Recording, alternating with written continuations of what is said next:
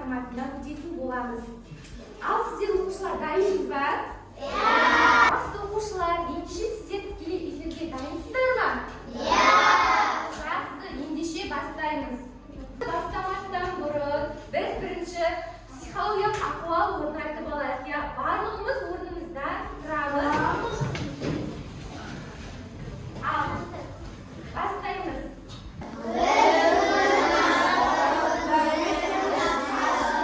Жел сияқты. Жаңбыр сияқты. Жердің күші сияқты. Жақсы, өте керемет, жақсы оқушылар. Ендеше орнымызға жайғасамыз. Жақсы оқушылар, өткенді бекіту мақсатында редакторлық тексеріс әдісімен сіздер қазір сұрақтарға жауап бересіздер. Ендеше бірінші таулардың биік дұрыс па, бұрыс па? Неліктен бұрыс? Таулар биік. Бізде жалғау дұрыс жалған тұр ма? Жоқ. Жалған тұрған жоқ. Сонда бұл бұрыс болады, өте керемет. Келесі. Су тасқынының басталды. Бұрыс, неліктен бұрыс? Су тасқыны басталды болу керек, яғни бұл жерде тағы да жалғау, қате, жалғанып тұр. Құтқарушылар келді. Дұрыс па? Дұрыс, неліктен дұрыс? Сұрақ қойыңызшы, кімдер келді? Құтқарушылар келді. Жақсы оқушылар, өте керемет. Ендеше бұл жерде жалғау ешқандай қате емес, бірақ сөзге жалғанған кезде қате жалғанған. Яғни бұл жерде тексеріс барысында біз атау септігінің нақты сұрақтарын, жалғауларын білеміз. Енді бүгінгі біздің сабағымыздың тақырыбы ілік септігі. Ілік септігінің жалғаулары оқушылар. Яғни ол кімнің, ненің, кімдердің, нелердің деген сұрақтарға жауап береді. Мысалы, таулардың деген жаңағы дің деген сұрақ, жалғау. Таулардың деген жалғау, яғни ол ілік септігіндегі жалғаудар тұр. Бірақ сөздер бір-біріне байланысып тұрған жоқ. Біздің қаңтар айының құндылығы тәртіп және заң айы. Енді сіздерге сұрақ қояйын. Тәртіп және осы тәрбие туралы мақал мәтелдер білесіздер ме? Ал айтайыншы соны, сосын қазір көркем жазуға сол мақалдың біреуін жазатын боламыз. Тәртіпке бағынған ел қол болмайды. Өте керемет, тәртіпке бағынған ел қол болмайды. Тағы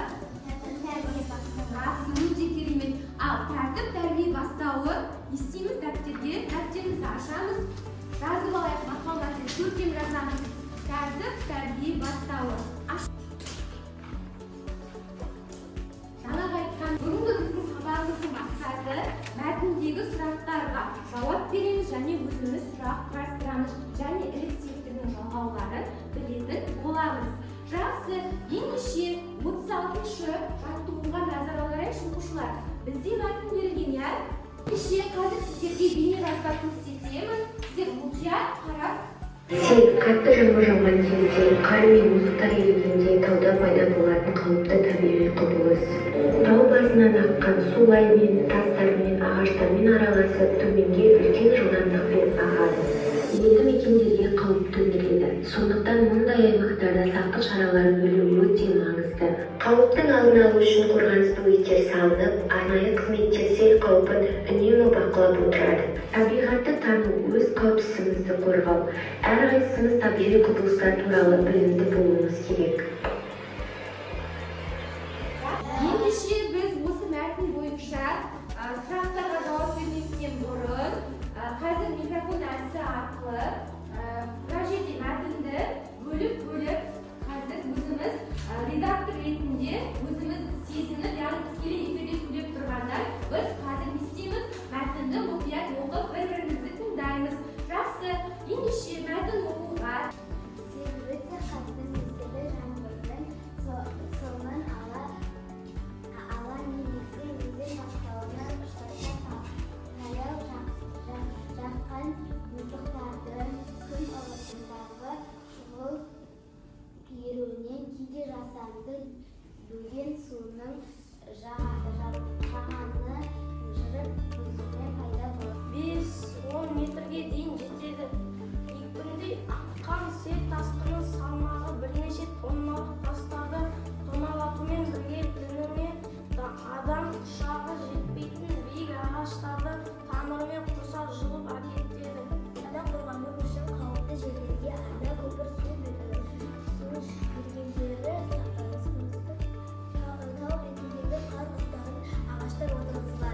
Жақсы.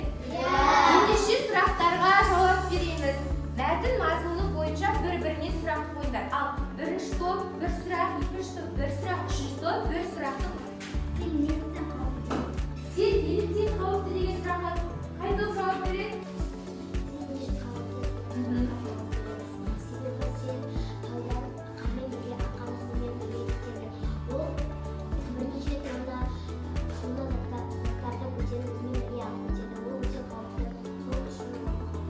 Мәтіннен не түсіндіңіз? Үшінші қатар жауап берейікші. Мәтіннен не түсіндіңіздер? Жақсы, өте керемет. Оқушылар бізде табиғи құбылыстар бөлімін өтіп жатыр. Сол себепті қандай керемет деген сізді мадақтағым келіп тұр. Ал Ділдә, сізге де жаңбырдай тамашасыз. Жақсы оқушылар, келесі енді біз сұрақ құрастырдық бір-бірімізге. Енді қараңыздар. Сел апаты жағдайында шешім табуға бағытталған, яғни біз шешім табатын мақсатта сұрақ құрастыруымыз керек. Енді қараңыздар, бірінші топ бір сұрақ құрастырар, екінші топ бір сұрақ құрастырасыздар, жазасыздар. Қазір мен сіздерге қарақ берем, топпен жұмыс жасаймын, жақсы ма? Селде қорғаныш не себеп?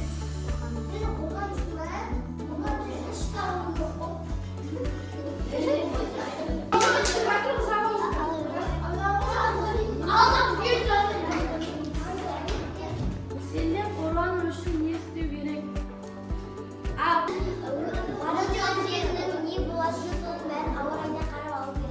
Жақсы, қауіпсіздік ережелерін қарауымыз керек екен. Жақсы, екінші топ сұрағымыз дайын ба?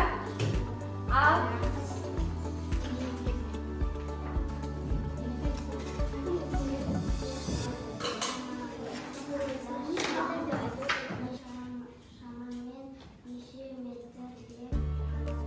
сен шамамен неше метрге барады деп ал неше метрге дейін? 5 ол. Жақсы, өте керемет. Үшінші топ сұрағымыз дайын ба? Сел апатынан қорғану үшін не істеуіміз керек? Сел апатынан қорғану үшін не істеуіміз керек оқушылар? Айтайықшы, ұлпан айтайықшы.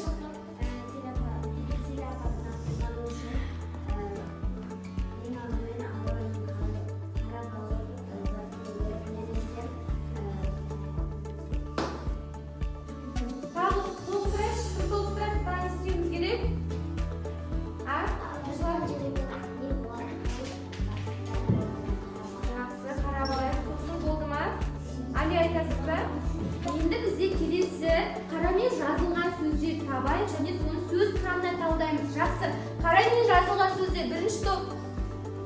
Қай сөз? Мұздықтардың. Сұрақ қойайықшы. Нелердің? Бізде түбірі қайсы? Сөз құрамына талдаймыз. Тар, көпті жалғау, дің бізде ненің жалғауы?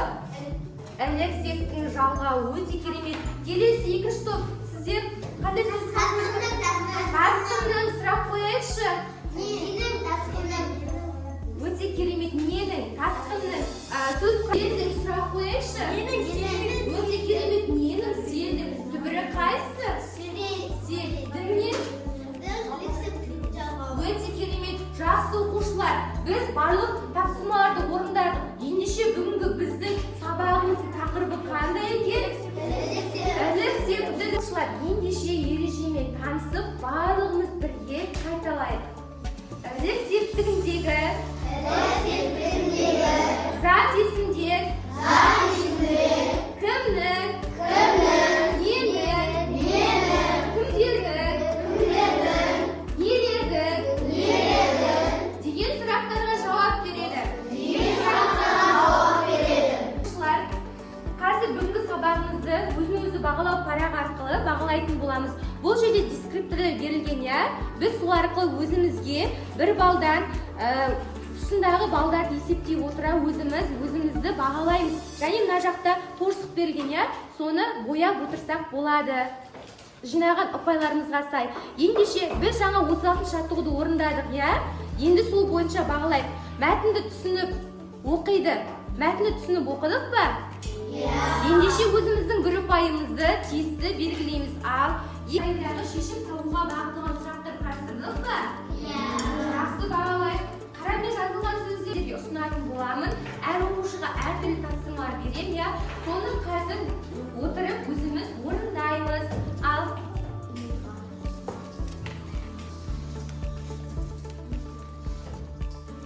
жақсы оқушылар үшін қазір біз камерамыз қалады.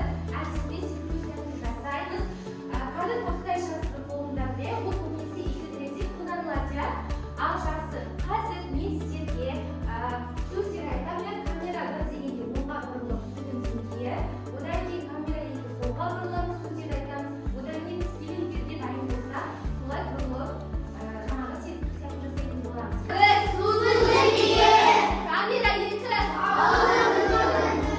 камера үш. Өте керемет.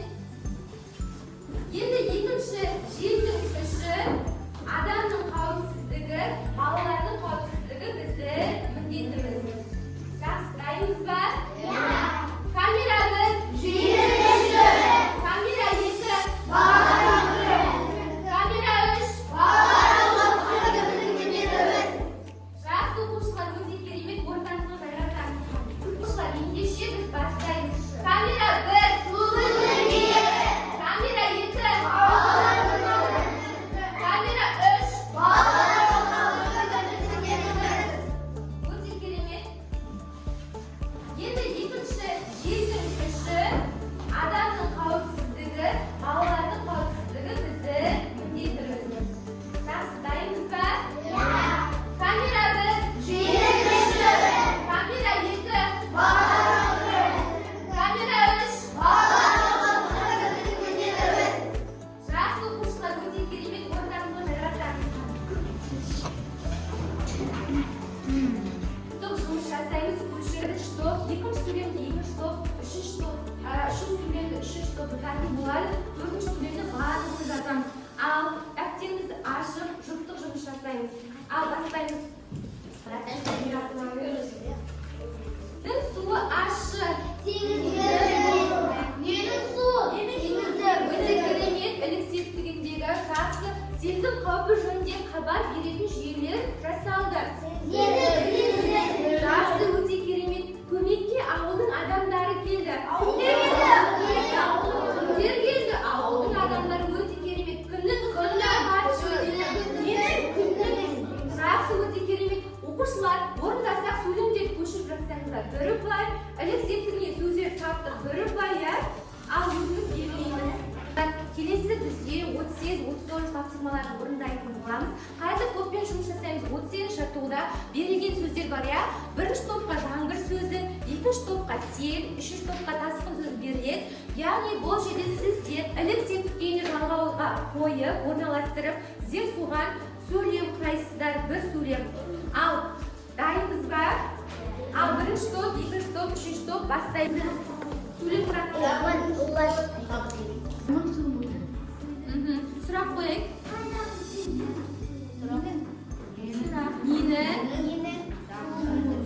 Жақсы, екінші. Селдің тасқыны өте қатты. Сұрақ қойайықшы. Жақсы, өте. Адам өміріне өте қауіпті. Жақсы оқушылар. Өзіңіз бағалау парағына алып бағалайық. Жақсы оқушылар, келесі 39 жаттығуға назар аударайық. Бұл жерде сөздер берілген. Біз осы сөздерге жалғауларды қойып, өзіне тиісті жалғауымыз қажет екен. Ал емен, өте керемет. Сөздердің бәрі неге жауап беріп тұр? Қандай сұраққа? Ілік септігінің сұрақтарына нені деген.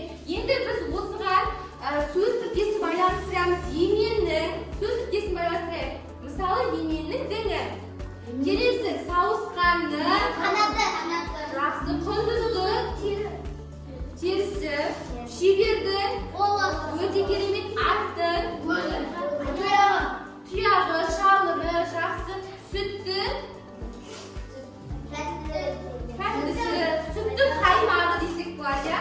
Жақсы, өте керемет. Ал өзіңіз бағалау парағына осы тапсырма бойынша өзіңізді бағалайық. Хабарландыру берілген екен. Ал мен хабарландыруды оқиын, дәл сол бойынша тапсырмамен орындаймыз.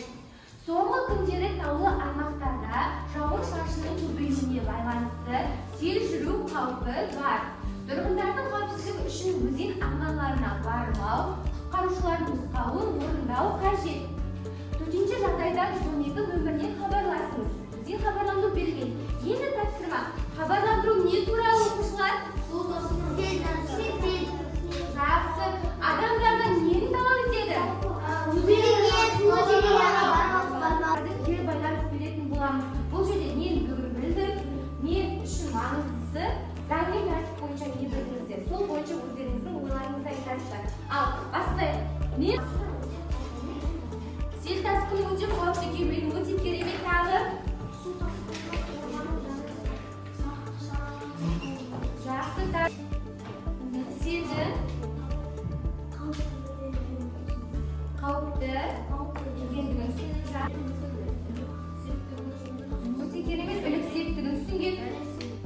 Өте керемет селі түсінген. Жалғауларын, сұрақтарын білген өте керемет ұлттар. Мен бүгін селдің өте қатты тасқын екенін түсіндім. Жақсы, бірінші топтан жария айта ойыңыз.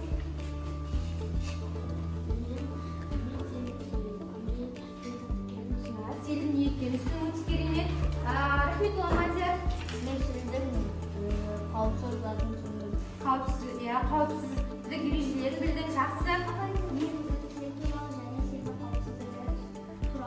Өте керемет білді. Қауіпсіздік ережелерін қауіпті екенін түсіндік. Тағы айжұлдыз.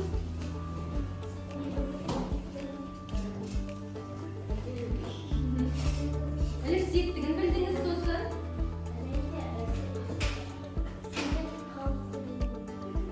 Жақсы, сабағымыз аяқталды. Енді сіздер қазір өздеріңізді бағаладыңыздар, иә?